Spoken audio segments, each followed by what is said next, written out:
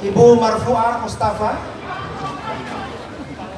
Sultan Mahmud Badarudin, Ketua Forum Kesultanan Nusantara didampingi oleh Raja Samu-Samu, Bapak Profesor Dr. Hafid Abbas, Bapak Dr. Ihsanuddin Nursi, Bapak Yusuf Karisma, Ibu Dr. Husnul Ma'iyah, Ibu Dr.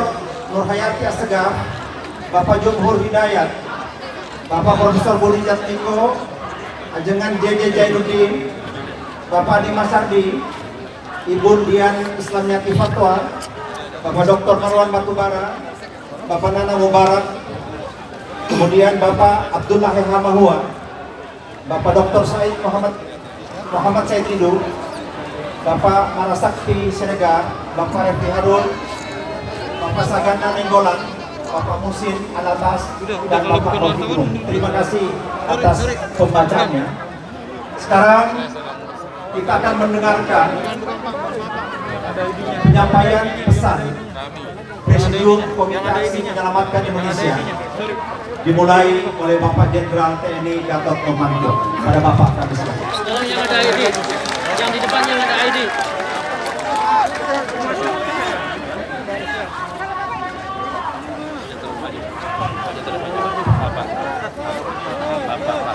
Bismillahirrahmanirrahim. Assalamualaikum warahmatullahi wabarakatuh. Salam sejahtera bagi kita semua. Udah sini.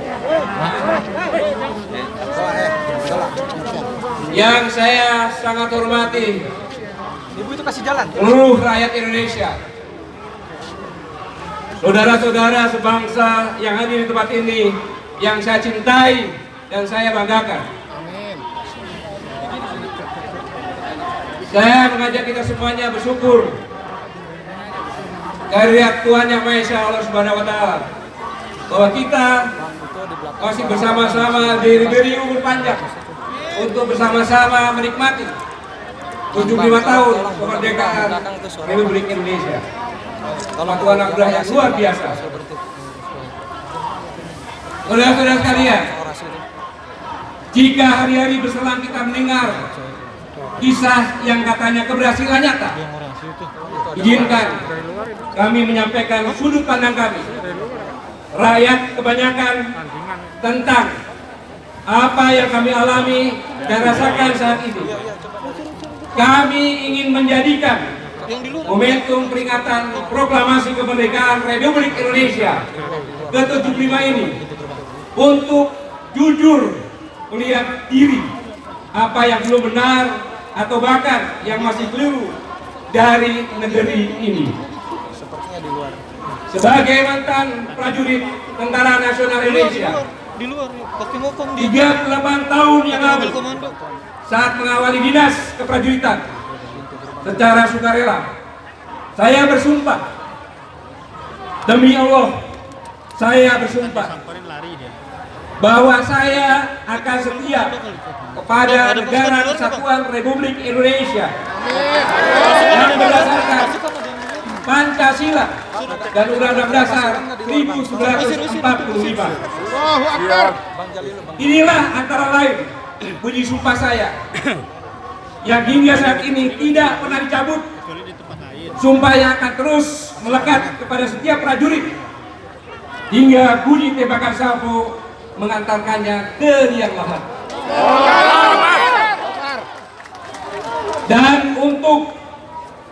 Dan atas nama sumpah ini pula lah saya berkata saudara-saudara, seluruh rakyat Indonesia, saya ingin melakukan langkah untuk menjaga kesetiaan kami kepada Negara Kesatuan Republik Indonesia yang berdasarkan Pancasila dan Undang-Undang Dasar 1945.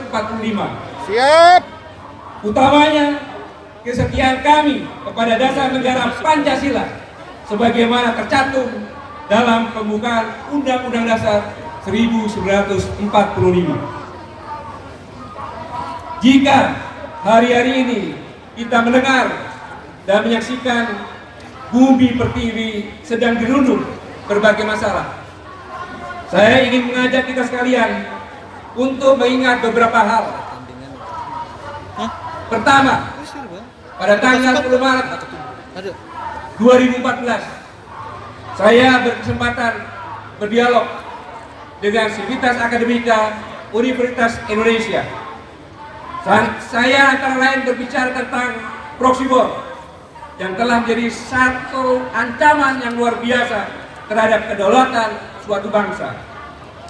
Penguasaan suatu negara oleh kekuatan yang lain tidak lagi harus dengan fisik, namun bisa menggunakan proxy, mengintervensi pemilu dan memilih pejabat untuk pada saatnya pejabat tersebut bisa dikendalikan, bahkan menjadi boneka bagi kepentingan lain yang bukan tujuan.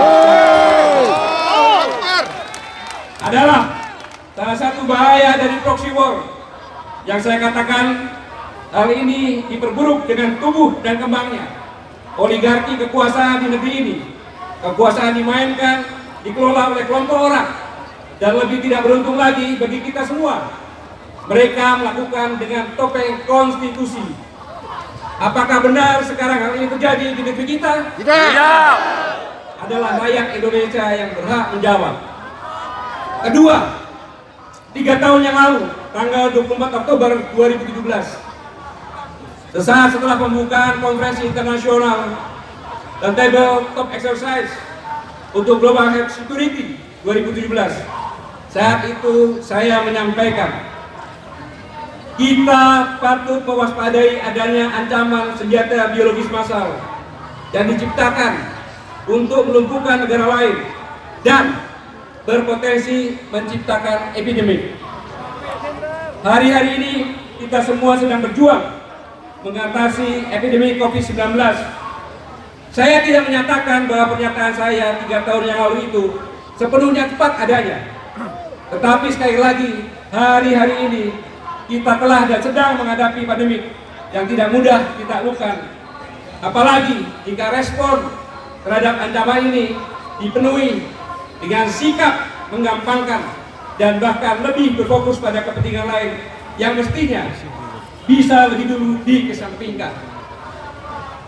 Saudara-saudara rakyat Indonesia yang sangat saya cintai dan banggakan, sungguh bersyukur kita hidup di bumi Indonesia, negara besar terbagi dari 3 zona waktu, wilayahnya pun 1/8 keliling dunia, tak terbilang banyaknya jenis sumber daya alam, mulai dari akik sampai berlian, mulai dari ikan teri sampai ikan paus, semuanya ada yang terpendam dan terserah di bumi pertiwi.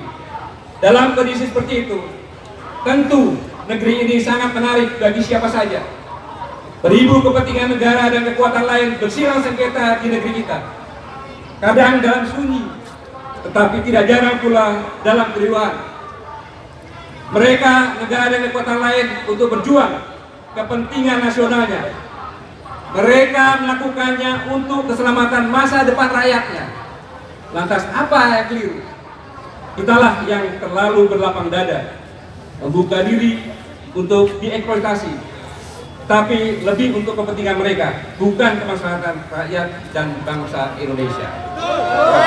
Saudara-saudara sebangsa dan terakhir, dalam semua carut marut seperti itu, ada hal esensial yang harus kita lakukan sebagai bangsa.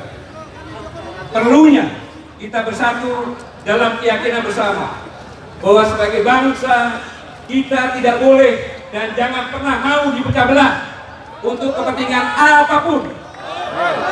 Mari kita hentikan segala bentuk upaya pembelahan bangsa dengan alasan apapun. Ingat, kita negara yang kaya dan subur makmur. Syukur alhamdulillah dikaruniai pula masyarakat yang toleran, welas asih dan penuh semangat gotong royong. Mari kita sadar, di tengah kondisi sulit sekarang ini yang juga dialami oleh seluruh negara lain di dunia, sesungguhnya Indonesia memiliki seluruh sumber daya yang berlimpah. Kita punya kekuatan yang sangat luar biasa. Indonesia memiliki seluruh potensi untuk menjadi negara maju. Itu artinya Indonesia akan dapat lepas dari segala kesulitan. Sedikit saya sampaikan peluang bahwa kita populasi ada 260 juta rakyat yang merupakan pasar domestik yang sangat kuat. Sumber daya alam dipakai mencukupi kebutuhan dalam negeri dan diolah lebih bernilai tambah. Jangan khawatir swasta yang dapat untung, karena bila tidak akan melawan hukum ekonomi dan bisa seperti komunis. Perpajakan mestilah adil, semakin besar untung, semakin tinggi tambahan bagi negara. Aplikasi keuangan semestinya terbuka dan transparan, sehingga tidak akan mudah melakukan kong kali kong atau persekongkolan. Selanjutnya, saya singkat tentang fiskal.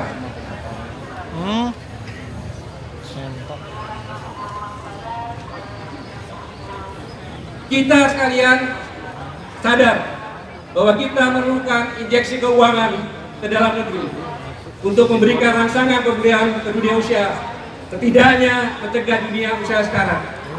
Tetapi kita sadari, mencetak uang akan memakan nilai rupiah, menambah hutang akan menambah beban fiskal karena bunga dan cicilan. Bagaimana caranya?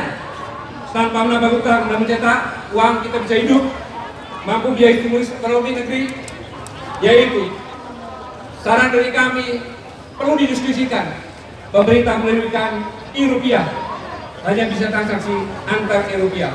Dengan demikian maka kita semuanya sudah mempraktekkan jalan tol.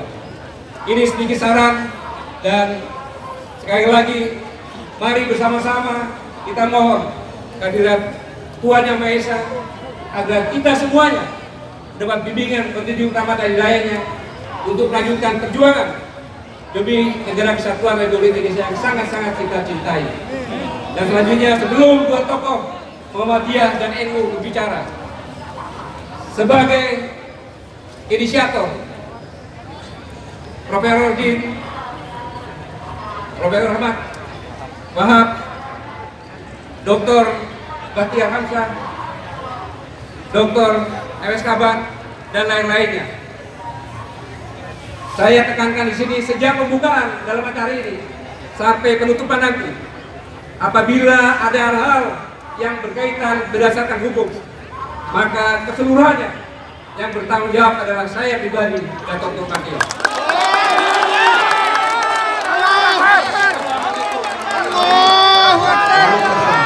Kami persilakan Bapak Profesor Dr.